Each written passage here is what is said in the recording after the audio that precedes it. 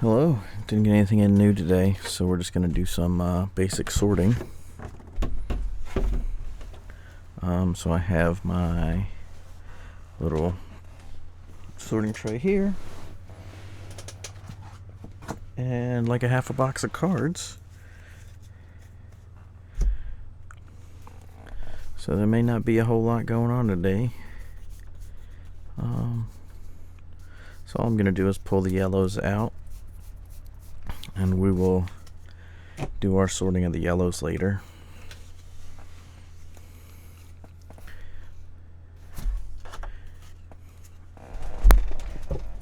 I think we're going to have to start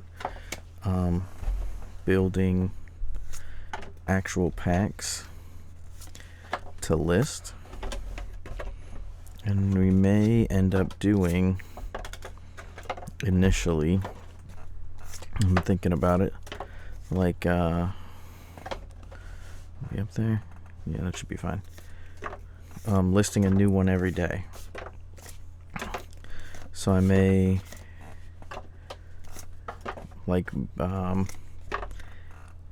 build a pack and then list it when the video goes live. So right now I've been posting, or I've been recording for a while. Well, not a while, they're pretty short, but I've been recording and then scheduling everything to get released, I guess is the best way to say it. Let me do this. This is too far away from my hand. A little bit up. Actually, let me check. I think I have this zoomed a little bit. Or right here. I don't. Good lord. That's just how close this crap is. Let me see. I can probably adjust this. It's gonna go all wonky for a second. Oh, I'm trying to adjust the wrong side. But if I back it out a little bit, there, and then tip this up. Nah, it's still like it's too close. Whatever. Back to whatever I was yapping about. Oh, I'm like trying to do a little bit of reading on, selling on eBay. And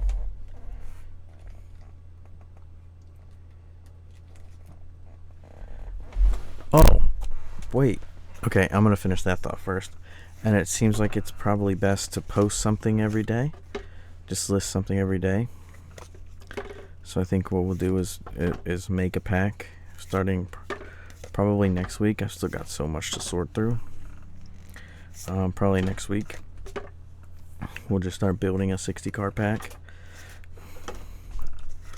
and build one every day, and then just list it same day.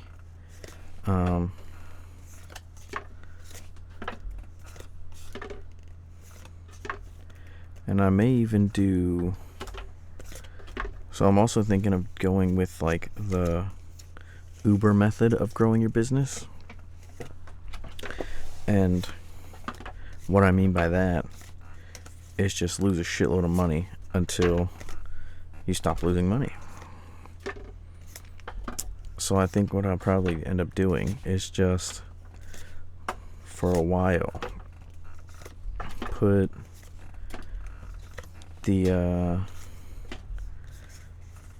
the things I make up for auction, and just take whatever I can get. I'll probably do like auction but without free shipping. And then that way, because I also looked, and I could probably sell for way less the 60 card pack, as long as I don't pay for shipping. So, like, let's say I charge like $20 instead, whereas my original price, the $29, I was calculating having the most expensive shipping every time. So obviously that makes it way higher, but you could be closer to me on the East Coast and get shipping cheaper than that, right? So my options are kind of like keep free shipping, but maybe make it, actually no, I'm thinking about it a little bit.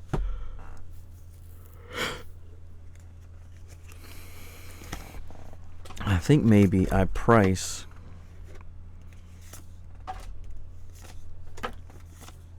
so going the Uber method, right? I want to price it super cheap. Not super cheap, but essentially I'm looking to just break even for quite a while, right? And that's to build the brand, get customers, hopefully some people coming back for repeat customers, have the money just repeatedly being used. So right now I just have a whole bunch of money tied up in inventory, right? And I just work a regular job and pay down the debt every week, because I get paid weekly. But it'd be better if I can, now with what I have in it, if I can make this thing sort of self-sustaining, and just, even if it's even and I don't make any money, right, it can just, without any additional contribution from outside of all these cards that I have already purchased, it can just make money. And then I can keep making packs and keep sorting cards. But then there's also the idea that, I don't know, I'm going all over the place, but pricing it at like a small loss if I get like the furthest away from me. So like the furthest, hold on, I think what I saw is the most expensive shipping cost on the post office ground, whatever it's called,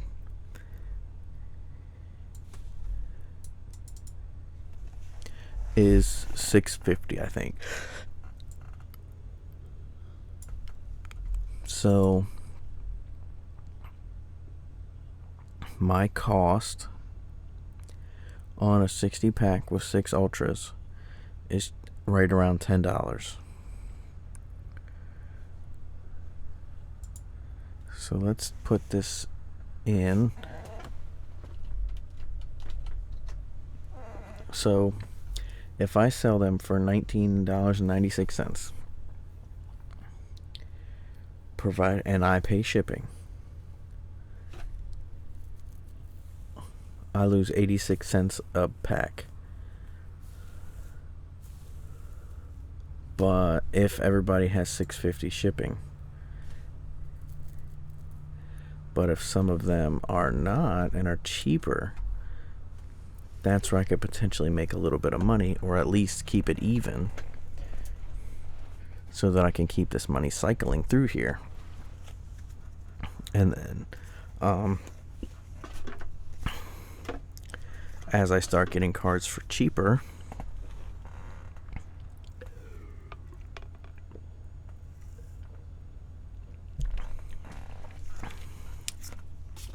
sorry, I had a drink of water. My pack cost goes down, and I can keep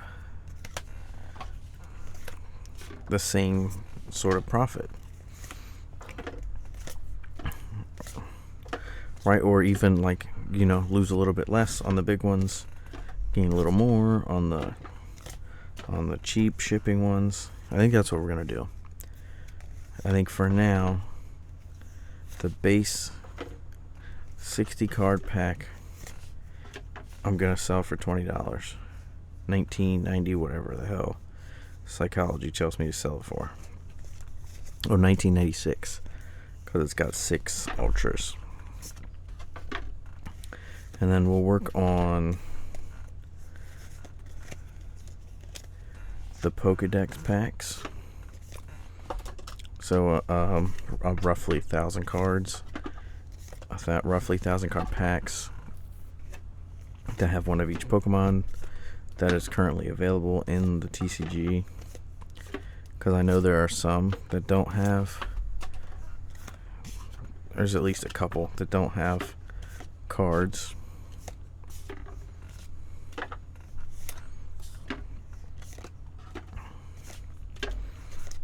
There is those are the 2 things that I plan to do for now. I really like the idea of emulating other products that are already there, and like I said before, there's sports card products that I'd like to do. The SIR pack. So that's like a 10 card pack that guarantees an SIR. That's probably further down the road once this kind of starts making a little money. Like, I want to make sure I have new products lined up, that I'm not just selling the same 60 card pack forever. Like, that'll be something I obviously perfect the, building of those, so that way they can be like my base thing, and then do like higher end stuff off of that. So the SR pack, the Pokedex pack, that I can put a bunch more ultra rares in and charge a little bit more money. Maybe make a little better margin on that, because you're getting a full Pokemon collection all in one fell swoop, right?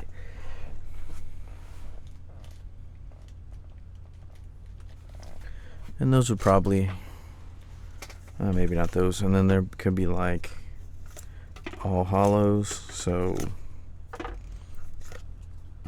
every card is bare minimum reverse hollow.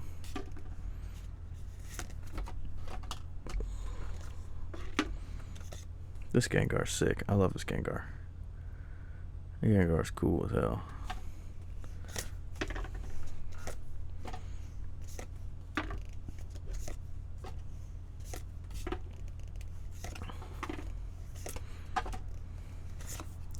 But yeah, there's a lot of sorting to do. So I'm gonna I'm gonna back off of buying stuff until I can get all this stuff sorted and organized how I want it to be,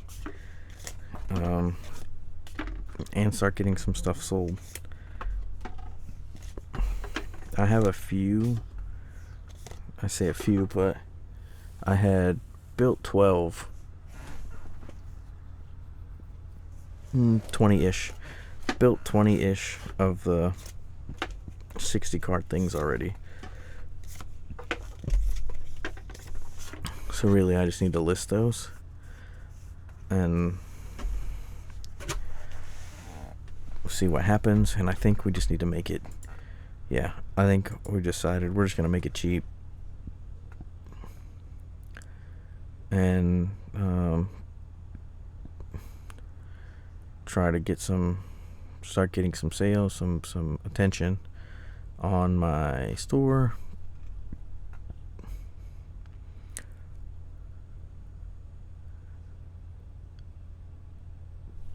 So that this can start becoming a thing. Long pause.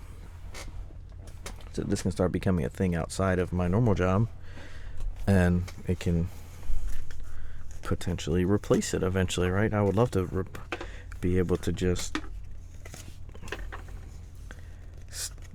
stay at home basically and work for myself.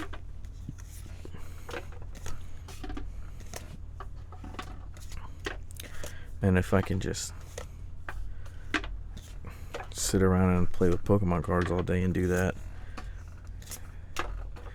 that would be awesome. I'm sure a lot of people would love that.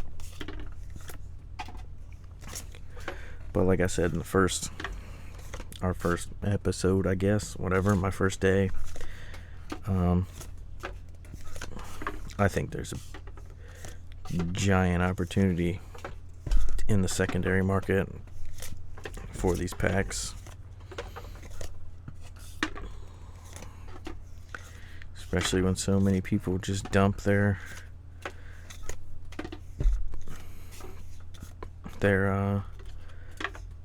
commons for very little money. Even holo rares, dump all these for very little. Everybody just pulls out the ultra rare, well, double rare now or better, and then the rest is just trash. Like, you could 10 different people could open that same pack, right? And all I have to do is buy the cards for 4 cents each, spend $1 on an ultra rare, and I have a $2 pack of cards I can sell for $5.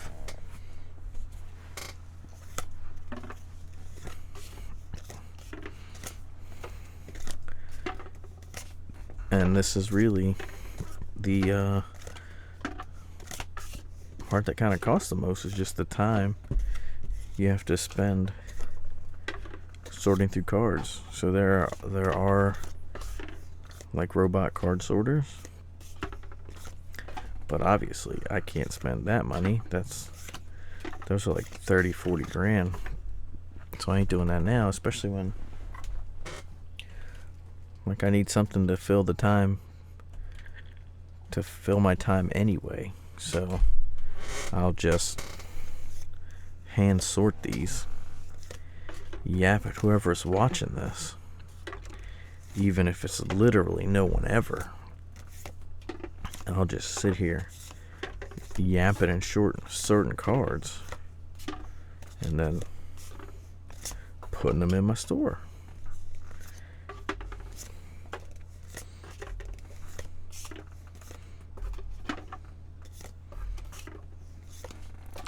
Maybe we try something for a little bit. Let me see if I can do this without getting the...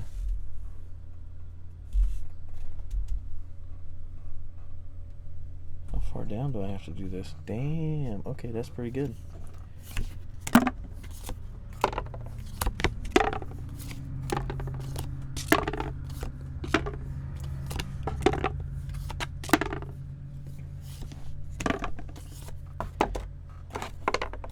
So I'm just going to be quiet for a little while and drop the cards into their slots.